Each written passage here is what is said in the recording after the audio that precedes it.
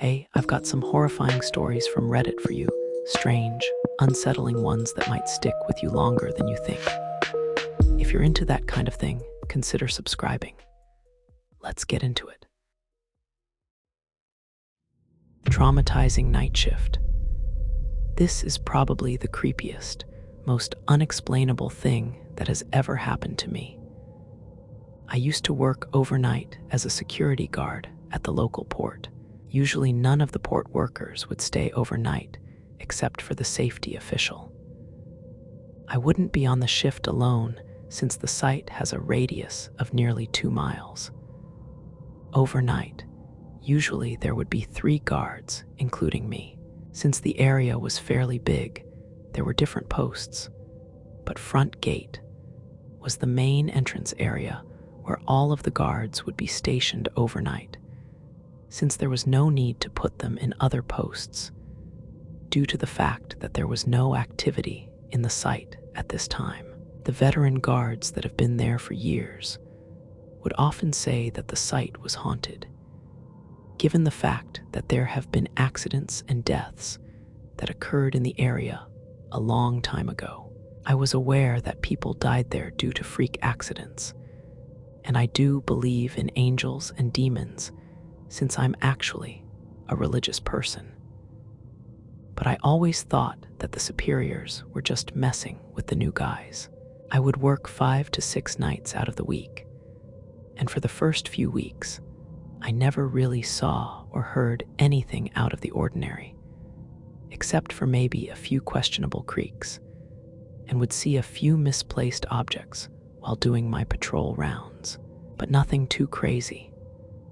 Just to describe the setting to you, this is a fairly big site, and on occasions when there were big projects being constructed at the port, the workers would sometimes stay overnight. Due to the fact that there were times where port workers were required to stay at the port for a few days, there's a gym in the site for their convenience. This gym is fairly old.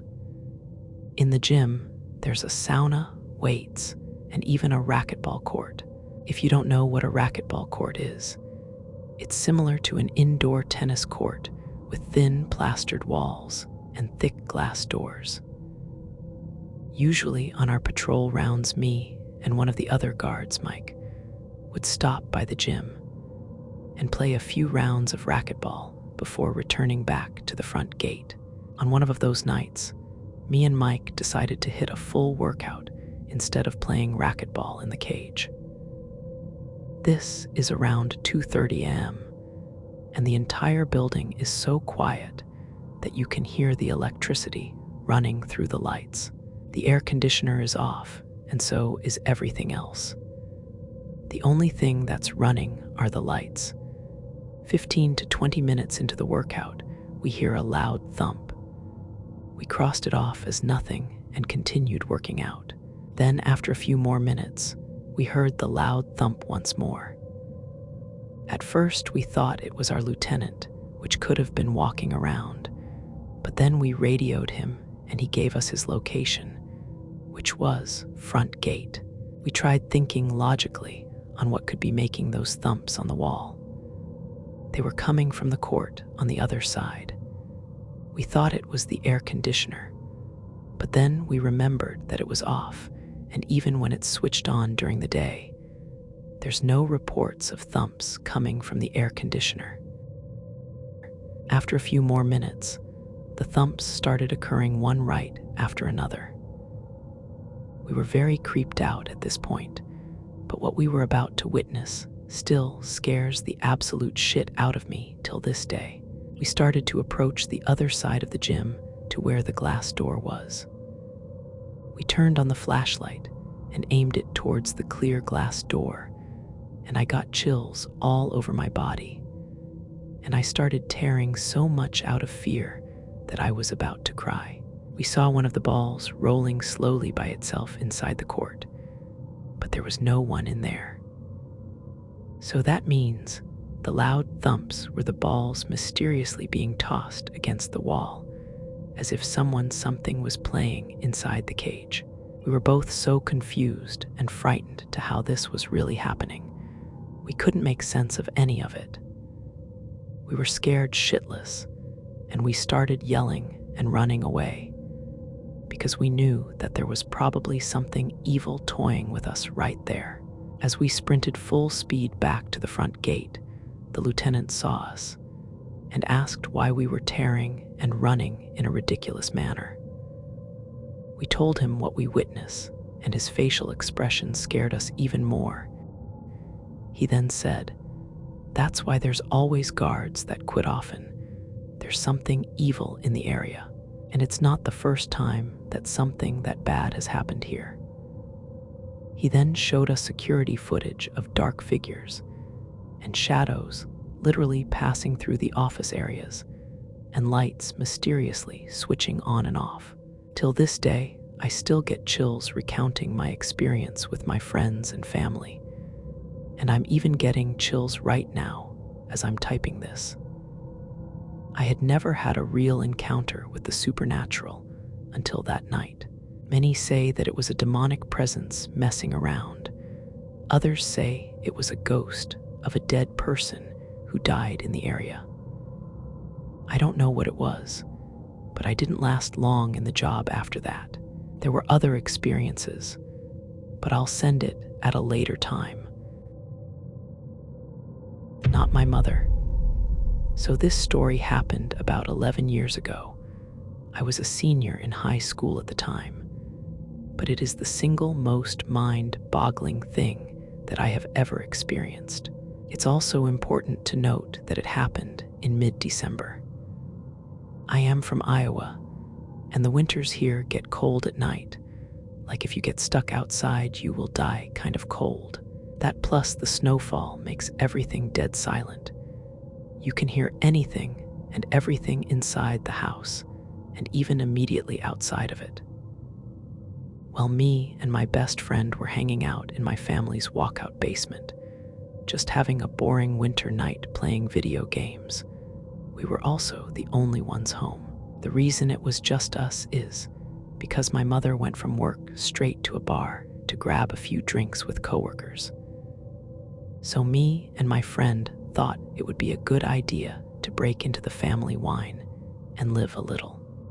As we were sitting there opening up the first bottle, I hear the door to the garage open and slam shut. I immediately go, "Oh shit," and start looking for places to hide the bottle. My friend then says, "I thought you said your mom was supposed to be out all night." "She was," I replied. I then heard a few heavy stomps and hear my mother yell out, "Meowsenboo. Anyone home?" I yell back up the stairs, "Yup, just hanging out in the basement." I hear a few more steps move from the garage door towards the stairs, and she yells out again, "Can you come help me with something? I need you up here." I reply back while frantically trying to find a good place to hide the wine bottle, "Yup, give me just a minute." Then there was silence for about 20 seconds. "Anyone down there with you?" She yelled back in a more concerned, serious tone, in a voice that was slightly off of my mother's. This was the first thing that told me something wasn't right. Our family never cared if anyone was over, as our house was a very open house to all family and friends. And the voice, it was just wrong, like it sounded like my mother's. But it was missing something that I couldn't out my finger on. Weirded out, I reply back, "Just Colton." After I yelled that back to her, I found a good place to hide the bottle and began walking up the steps to the next level. Now, as I was walking up the steps, I couldn't help but feel the overbearing silence of the house and the slight electric twinge that something isn't right. When I got to the top of the steps, I look over to where the door to garage is, and also the kitchen right next to it, and it's black, pitch black, all if the lights were off, and there was no moonlight shining through any windows. I walked over to the kitchen yelling out, "Mom, where are you?" There was no reply, just silence and darkness. I feel the electric twinge turn into full needles and my adrenaline kicking in full force. I have to get out of here as fast as possible. My mother was not home. I run back down the stairs, grabbing my coat along the way. "What's wrong?" Colton says. "My mom's not home," I reply as fast as I can, looking for my truck keys. "What do you mean?" "You were just talking with her." I could see the confusion in his face. "There's no one home. We need to leave now." I took a few steps towards the back door that opens up to the yard, and then I see my dog shaking on the couch and my cat growling behind it. I couldn't leave them. I just knew that if we left, something would happen. "Are we leaving?" Colton said, still confused as all hell. "No, I can't leave them here alone. Something is really off. I'm going to call my mom and figure this out." I pull out my phone and call my mom. She picks up immediately, meowsandboo. "What's going on?" she answers. "Mom, were you just home? I heard you yelling for me from the second level, and when I went up, you weren't there," I said frantically, hoping that she was playing a joke. "No, I'm just leaving the bar. I wasn't feeling very well. Are you okay?" "What do you mean you heard me?" I fill her in on the whole story, and she rushes home, Colton, and I stayed in the basement with the animals until she got home. But before she did, you could hear something upstairs, not walking or sitting on things, but a pressure in the air, like a black hole was slowly moving from one room to the next. And the word that I would instinctively describe it as is hungry. When she got home, you could feel the thing leave just as quick as it came, like an overbearing predatory presence had just flown away.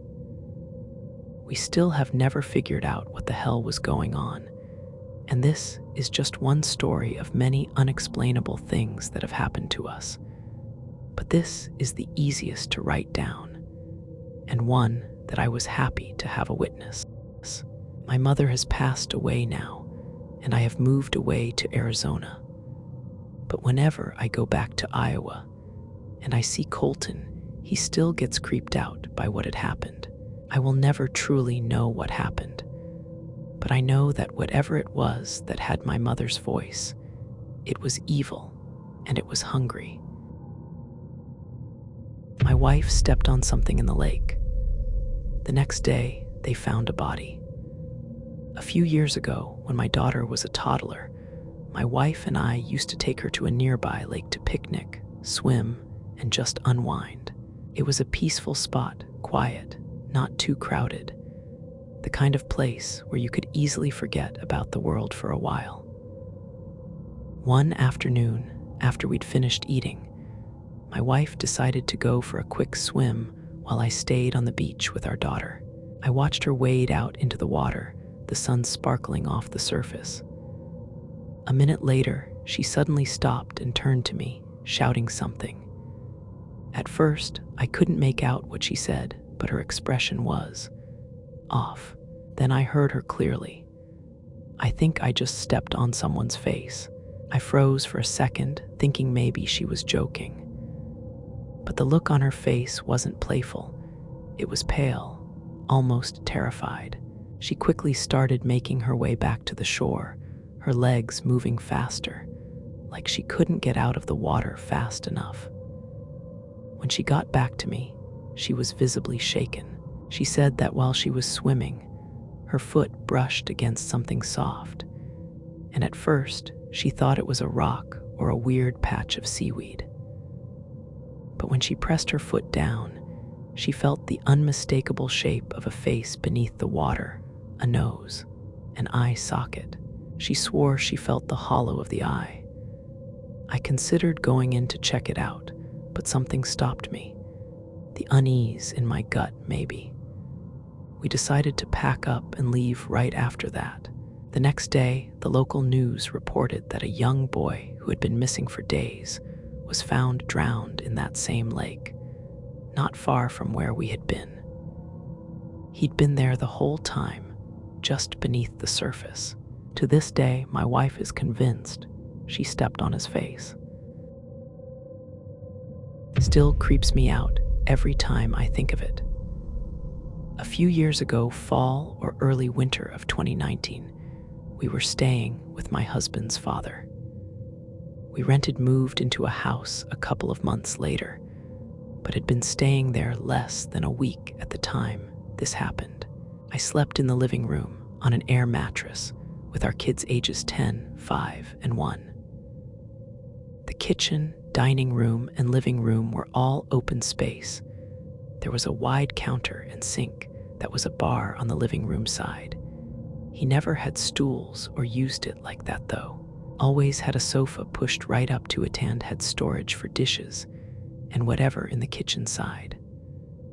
On each end of that counter, there was about 4 or 5 feet of open space between it and the wall. Along the wall, directly opposite the front door, were 3 doors. Father-in-law's bedroom, bathroom, spare room, from left to right. My husband slept on the tiny spare bed. His dad kept the door to his room closed and usually had a TV and either a space heater, window AC unit, or at least one fan going. I don't remember if my husband had the door to the room he was sleeping in open or closed that night. Except for that back wall, where the bedrooms and bathroom were, the house had windows all the way around it. Large floor-to-ceiling windows along the front and a line of large, sliding windows along each side wall. It was originally built as a sort of camp getaway cabin. Windows equals view. Apparently, he disagreed and was in the process of building a front porch and replacing about half of those windows with wall.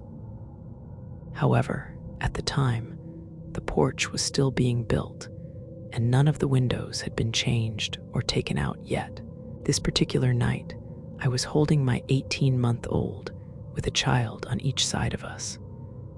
We had all been asleep for a while when I woke up. I'm not sure what time it was, but the house was mostly quiet and no one else was awake. I lay there quietly without moving around for a little while and couldn't figure out why I was awake at all, much less so alert.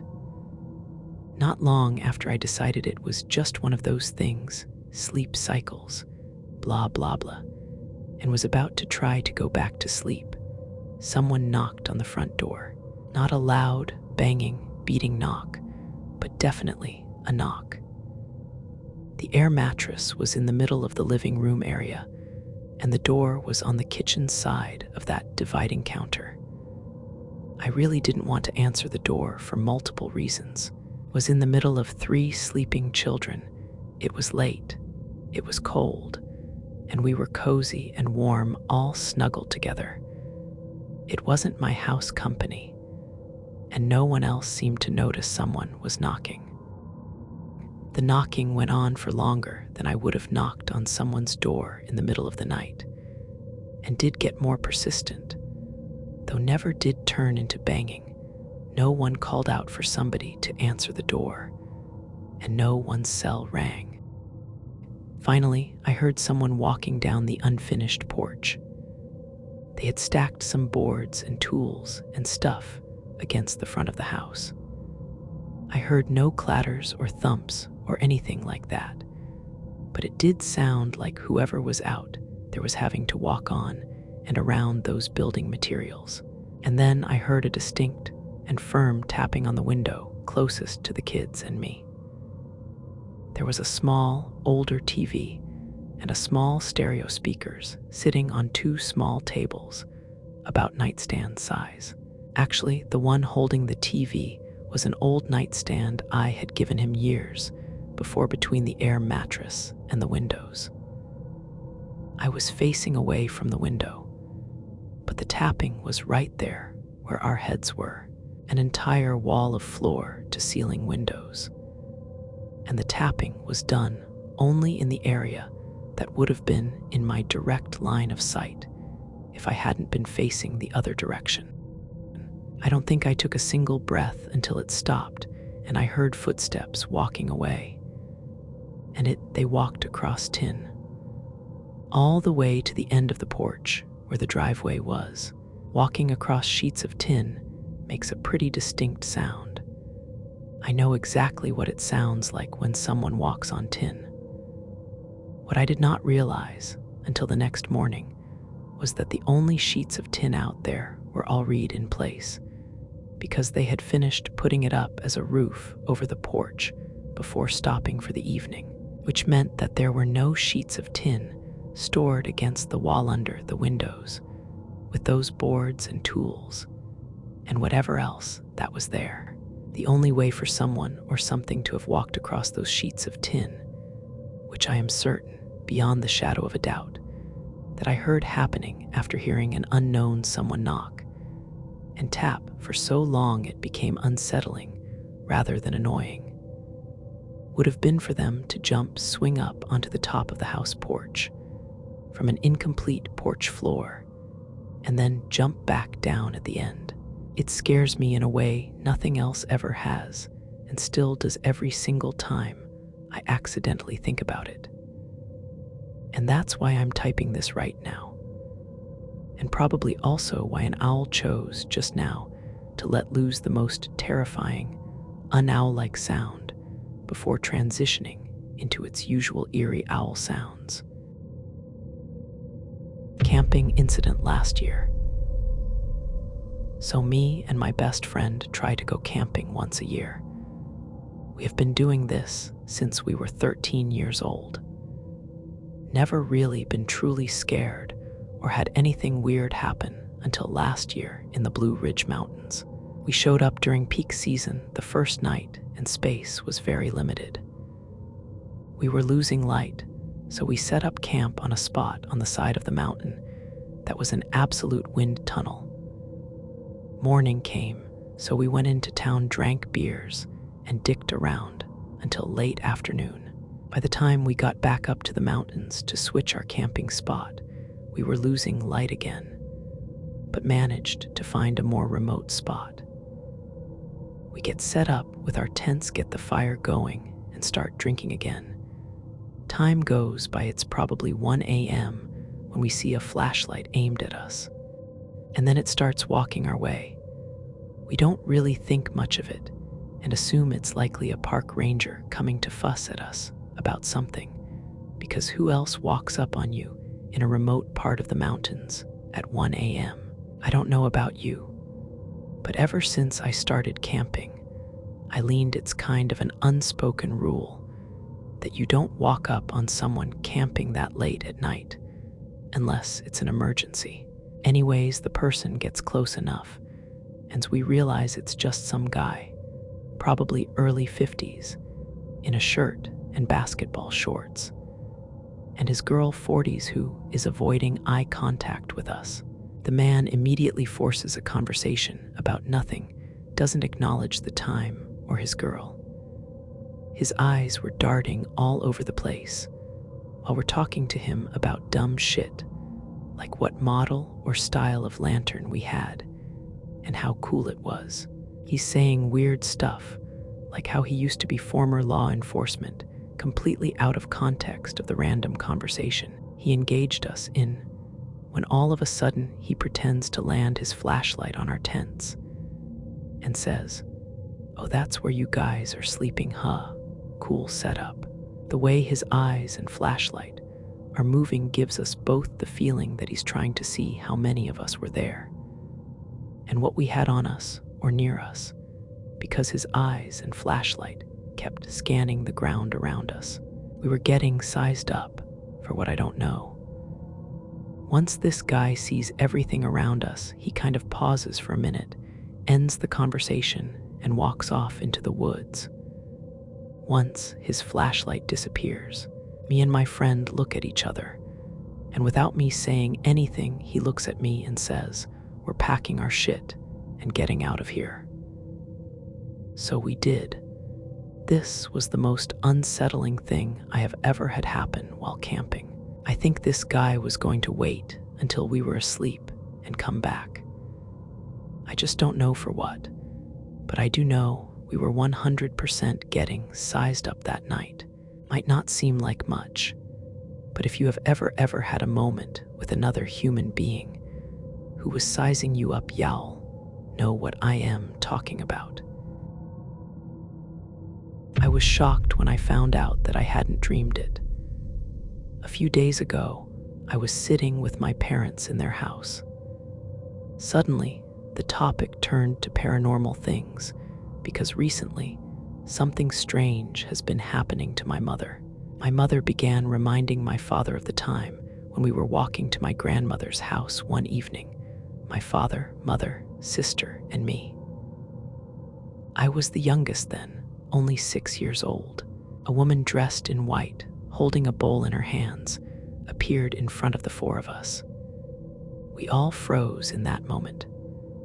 The woman, in her white dress, was floating in the air, and her legs weren't visible beneath the dress.